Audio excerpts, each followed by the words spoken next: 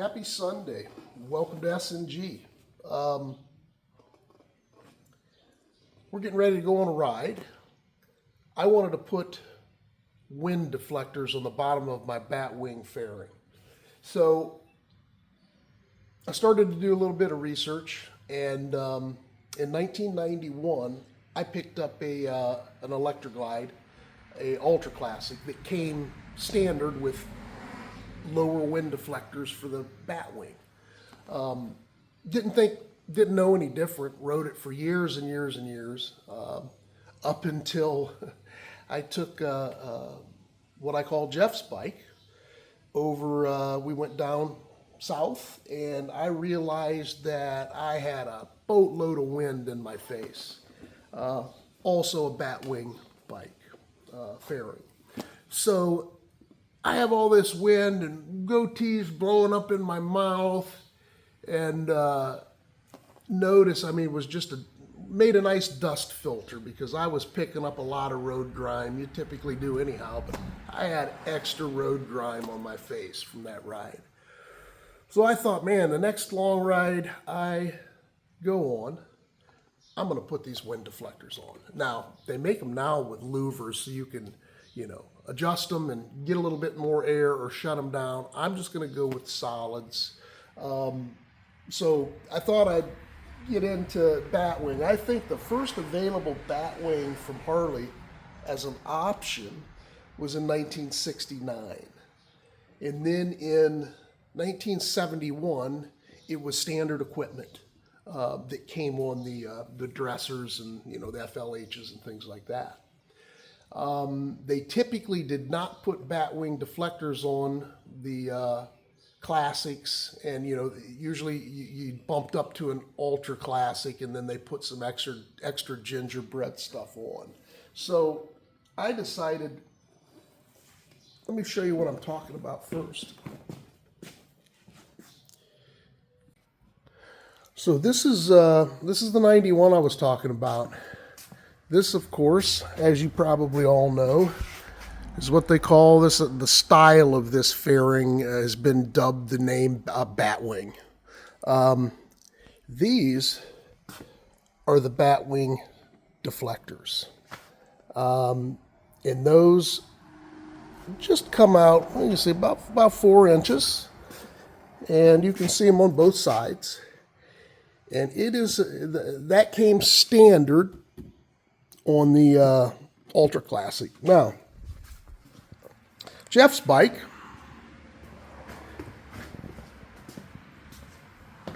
and I have tape. Tapes for, hey, you have to do this before you ride. So that's just to remind me so I don't forget. Here is one without a Batwing. Those Batwings come out like this. That much air difference channeled this air up through here right into my face. And it was fine, but personally myself, I wasn't digging it. Back in the day, when I smoked, that would be a problem. I'd be getting ashes in my eyes all the time, unlike that guy right there. So I decided to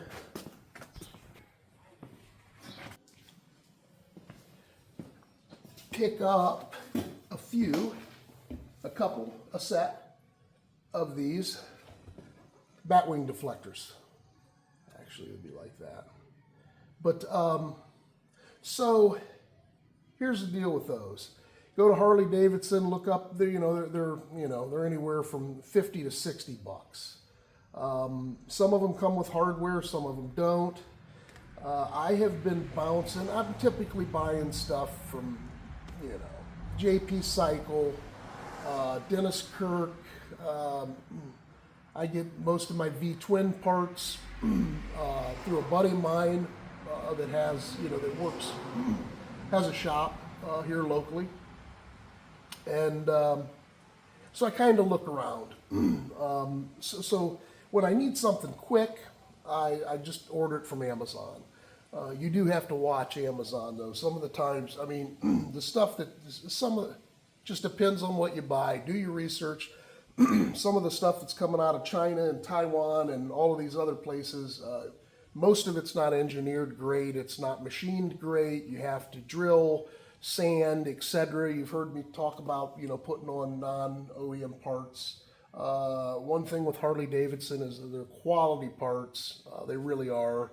They're typically made in America, not all the time, but you know, and they fit, unlike some of the other parts. So some of the things that I do is I get in and I look, for instance, maybe I'll jump on a site and I'll find a V-twin number, and then I will go, once I know some part numbers of the manufacturer that I'm looking for, or that I know puts out, you know, pretty, you know, halfway quality stuff, I'll jump on Amazon and put that part number on, and sometimes it brings up a part that's not that part number, but they have it matched, and it will retrofit, or it can be exchanged, or it will replace or match up with that part. But a lot of times you go in and it actually has the manufactured number. If you go to the specifics and details, and then product number, part numbers usually, and hit that, it'll start laying out all the part numbers, and it'll give you the part number of that part. And the part number of that part is, I hear a bike. Maybe it's Jones. If I can find that part number and I know they're selling a V-twin part for half price of what I can buy it through Dennis Kirk or JP Cycle, I do that, save a little bit of money. So that's what I did. And so I picked these up. Amazon, I found them as low as $14 for the set without hardware. These I paid $17.97. Reason I paid a little bit more is because some part numbers matched up, and I thought it'd be, you know, I was willing to take my chances, spend a couple more bucks to see if I could get quality parts. Next thing I had to do is go down to Ace Hardware, and I picked up some black 10 by 24, 6 you'll need, 6 10 by 24 by 5/8 length black screws. These happen to be Allen heads, and some black washers, and get ready to put them on. So that's the story there on the parts, where I got them, you know, made a trip to get the fasteners. So I'm going to put those on real quick, and we'll set up the camera, and these are really easy to get on most of the time, right?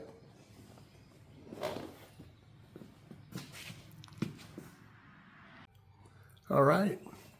So this right here is a screw that holds the Batwing front cover on. This screw hole, and this screw hole is where that Batwing will tie on. As you can see, I've already popped out some, it'll come from the factory set up to where you come in here, these are little plastic plugs, get under that plastic plug, pop that plastic plug out, and then you've exposed the 3 holes that your screws will go into. And within this fairing, there's already a spot that has a screwed area that you just put the screws in. So as soon as you pop those out, you can grab your fairing. Let's see here. And that'll sit on there just like that.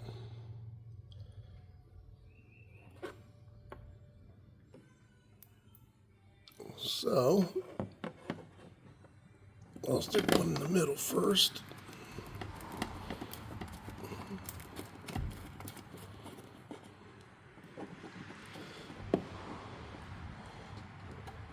Well, might want to put it on there the right way. How about we do, we grab this one. That's a lot better. Grab the wrong one. Put that there.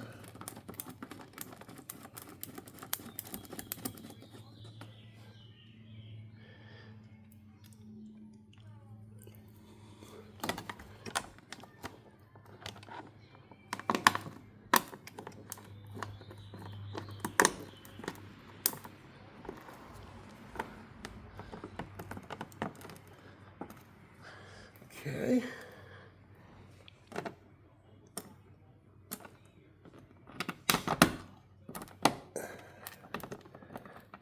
And this is where a little bit of the dilemma comes in when you put parts on. Because right now, this is it's in loose, and this right here is fighting me a little bit. There, I think I got that one started. But this one here's, there we go. Some of the times you have to drill these out like you do everything else that's aftermarket, seems like. And after you have those in,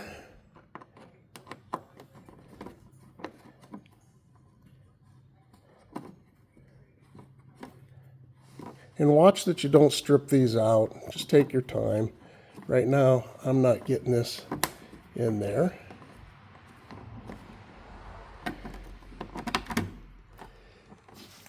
Let's see here.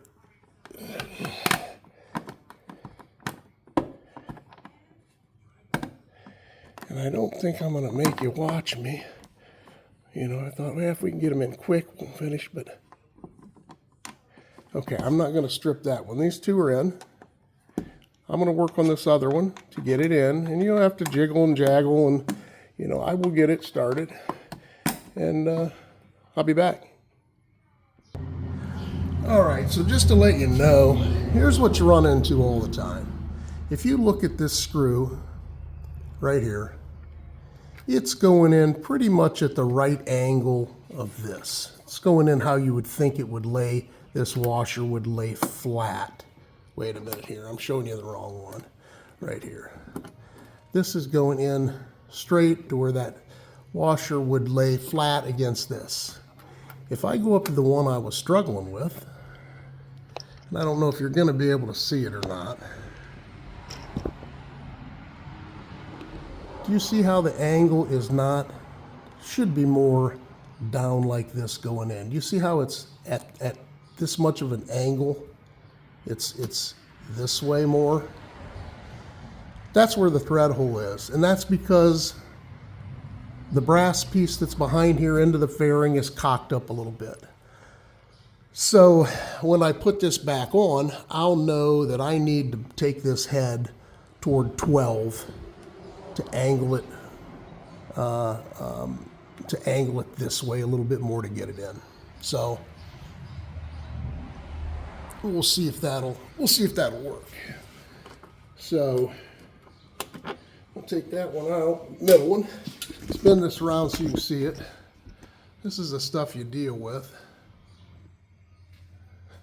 We'll take this out, and I'll put this back up here, and I'll know that instead of going in like this, flush like I thought it would be, I need to be more up toward 12 so I don't cross thread it. So that's that. And then,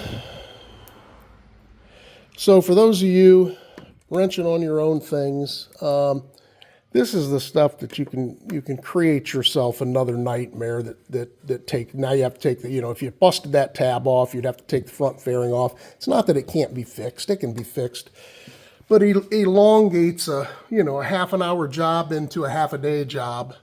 So take your time, don't over torque, don't go crazy on these small fasteners. If they're cleaned up good, you should get them started by hand before you start wrenching on them. So I'll show you the end product when we're all done. All right, so that's the finished product. I kind of wish they were a little darker like that. Kind of dig those. That's the thing when you buy. You know, you don't get to see them. You don't know how dark they are. But you know what? That's going to be just fine. Here's this way. But believe it or not, that makes all the difference in the world if it bugs you. Probably bugs me a little bit more because it's blowing goatee up in my mouth. So there's a short video on that. So if you've already subscribed, it's appreciated. If you haven't, consider it. And if you run into my fat bastard buddy Jones, tell him 6 days. 6 days and we're out of here. So have fun, ride safe.